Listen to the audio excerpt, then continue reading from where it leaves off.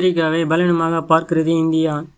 அமெரிக்கர்கள் வழிநடத்துவார்கள் என அது நம்பவில்லை என அமெரிக்க அதிபர் தேர்தலில் குடியரசுக் கட்சி சார்பில் போட்டியிட விரும்பும் வேட்பாளர்களில் ஒருவரான நிக்கி ஹேலி தெரிவித்துள்ளார்.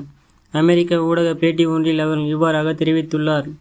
அமெரிக்காவில் பிரதான அரசியல் கட்சிகள் என்றால் ஜனநாயக கட்சி மற்றும் குடியரசுக் கட்சிகள்தான்.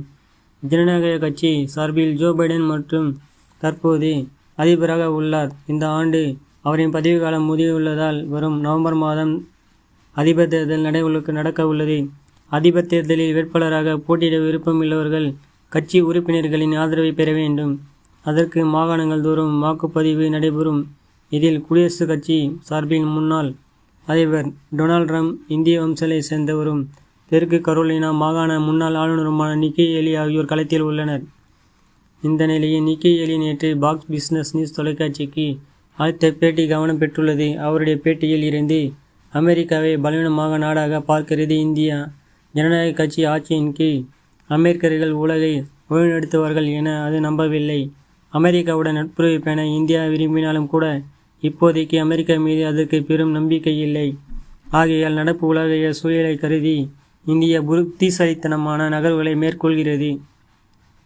நான் இந்தியாவை அறிவேன். பிரதமர் மோடியிடம் நான் நேரடியாக பேசியிருக்கிறேன்.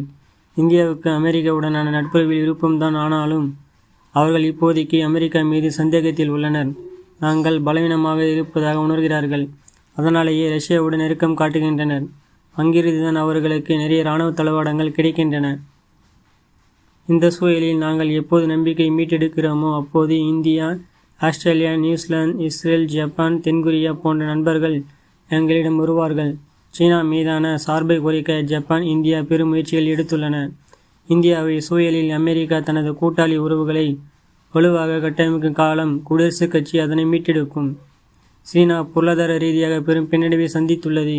இந்த சூழலில் அவர்கள் அமெரிக்காவுடன் போருக்கு ஆயத்தமாகி வருகிறார்கள். அது அவர்கள் செய்யும் மிகப்பெரிய தவறு என்றார். இந்தியாவை பற்றிய நிக்கி ஹேலியின் பார்வை கவனம் பெற்றுள்ளது.